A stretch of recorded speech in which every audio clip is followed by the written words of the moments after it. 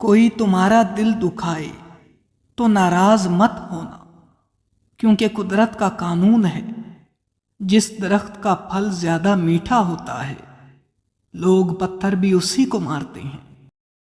انسان کو اچھی سوچ پہ وہ انعام ملتا ہے جو اسے اچھے اعمال پہ بھی نہیں ملتا، کیونکہ سوچ میں دکھاوا نہیں ہوتا۔ کائنات میں کوئی کسی کا اتنی شدت سے انتظار نہیں کرتا جتنا اللہ اپنے بندوں کی توبہ کا انتظار کرتا ہے۔ جب انسان کسی سے ڈرتا ہے تو اس سے دور بھاگتا ہے، لیکن جب وہ اپنے رب سے ڈرتا ہے تو اس کے اور بھی زیادہ قریب ہو جاتا ہے۔ کبھی مشکل میں کسی بزدل سے مشورہ مت لینا، کیونکہ وہ تمہاری بچی ہوئی ہمت کو بھی ختم کر دے گا۔ لوگوں کو اسی طرح معاف کرو جیسے تم خدا سے امید رکھتے ہو کہ وہ تمہیں معاف کرے گا۔ اپنے دل میں اتنی نفرتیں مت رکھو، کیونکہ جس دل میں نفرت ہوتی ہے اس دل میں اللہ نہیں بستا۔ جب بھی فارغ وقت ملے اپنی ماں کے پاس جا کر بیٹھا کرو، کیونکہ ماں کے ساتھ گزارا ہوا وقت قیامت کے دن نجات کا باعث بنے گا۔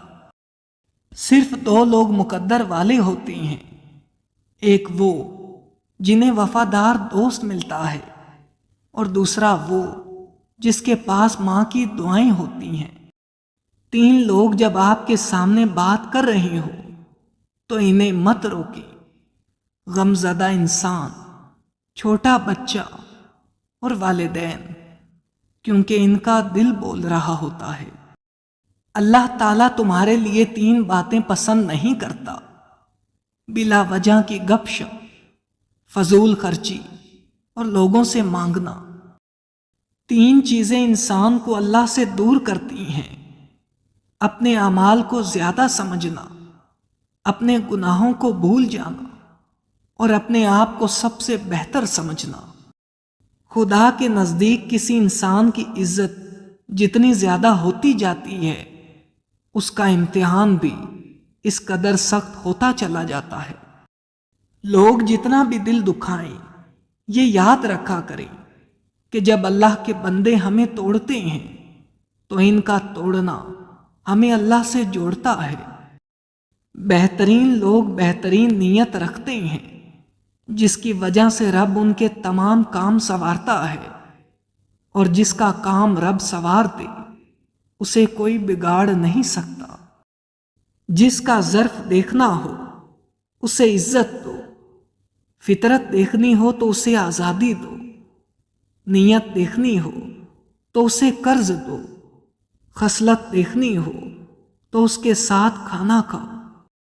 اچھے لوگوں کا تمہاری زندگی میں آنا تمہاری قسمت ہوتی ہے، اور انہیں سنبھال کے رکھنا تمہارا ہنر۔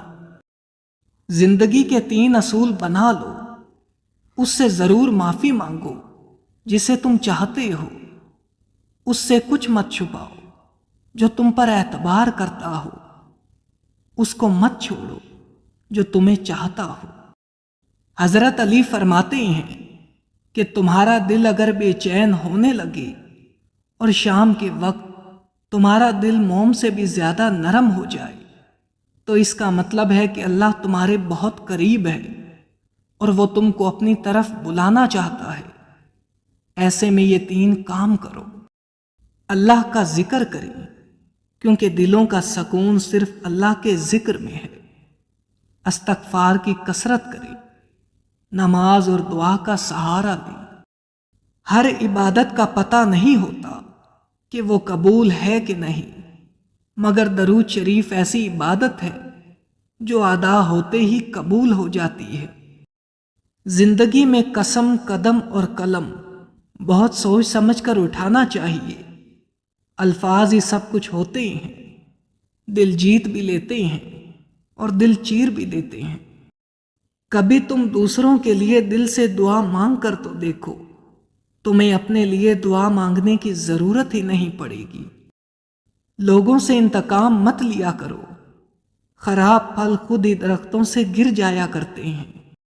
جب تھک جاؤ تو اللہ کے سامنے جھک جایا کرو، کیونکہ لوگ تھوڑی سی غلطی پر چھوڑ جاتے ہیں، لیکن اللہ تھوڑی سی عبادت میں بھی تھام لیتا ہے۔